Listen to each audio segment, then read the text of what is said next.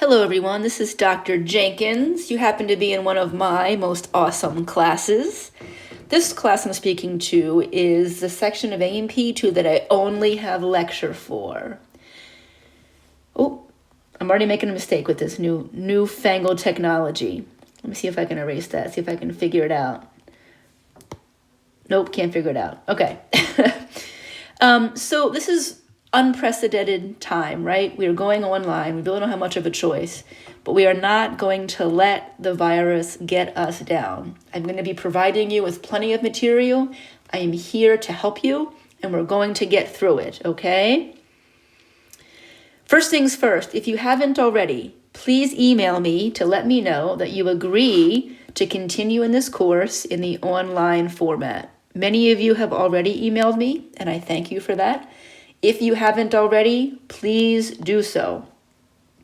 If there's any circumstances where you are not able to continue in the online format, you need to let me know. The college has some resources available, and we can try and help you as best we can, but please communicate with me. All right, so you're my lecture people.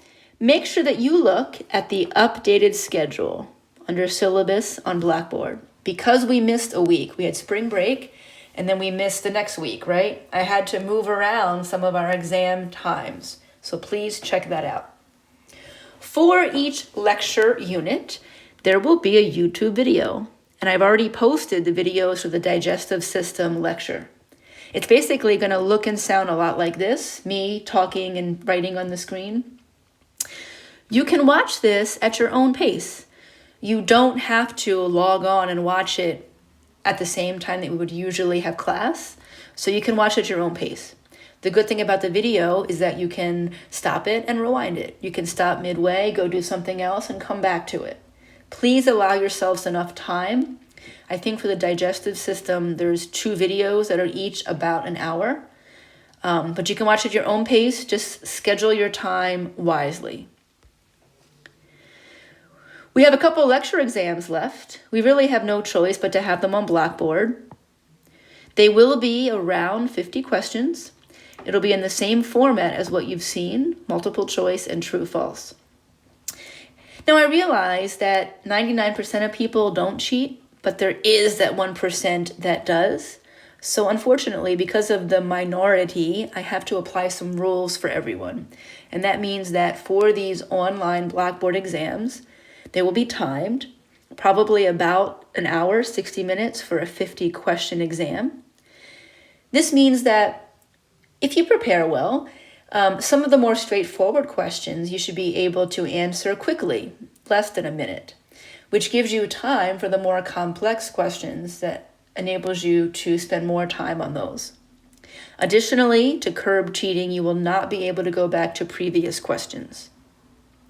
This being said, I am very confident. You've seen some of my exams already. You know my style.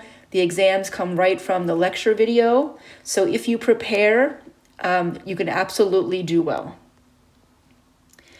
Our final exam, it isn't for a while, but I just wanted to be clear so you knew what to expect, because it will be here before we know it. The final exam, it's still going to be cumulative, as was scheduled. It's still going to be 125 questions. The format will still be multiple choice and true false. But now we got to do it on Blackboard. I don't think it's reasonable to require that you sit down in one sitting and do 125 questions all at once online.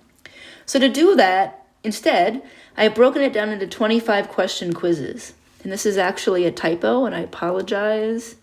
It's going to be broken up into 5 25 question quizzes. So let's say that the first 25 question quiz covers blood and cardiovascular. The second 25 question quiz covers blood vessels and lymphatics, and so forth. The same rules will apply as for the other quizzes, though. They'll be timed, and you cannot go back to previous questions. But doing it this way allows you to go at your own pace during the last week of classes. You could choose to do a couple at once in one sitting, or you can choose to break it up. And I think that is a more reasonable way to approach it. I want to make a note about the abstract assignment. Some of you have already handed yours in, so you can ignore this. If your abstract was due during the week that we had off and you haven't already emailed it to me, please email it to me during the first week that we're back. For everyone else, yours is going to be due at the same scheduled time. So if yours was due April 15th at 10 a.m., make sure that you email it to me by April 15th at 10 a.m. So it's got to be due, handed in to me before your scheduled lecture exam time of your due date. You can send it in to me via email. Please include your written summary and also a copy of your article. All right, for lab, you're going to be working with Dr. Kelly. We've been all working together as faculty to get things up online, so you don't need to worry about us being prepared. If you have questions, ask. We are going to be giving free access to mastering, although I believe you already need mastering for lecture, so this is kind of a moot point for you. For lecture, let me use my pen here. For lectures, I'm not going to assign anything on mastering. I haven't assigned things before, so I don't think it's going to be a good thing for me to start doing something different at this point in the semester. So no lecture assignments on mastering, but please use it as a tool. My last thing is, please, please, please ask questions. I am still here for you. Don't hesitate. Don't feel bad. Email me. Send me remind messages. I'm willing to work with you as best as we can. I want you to be successful.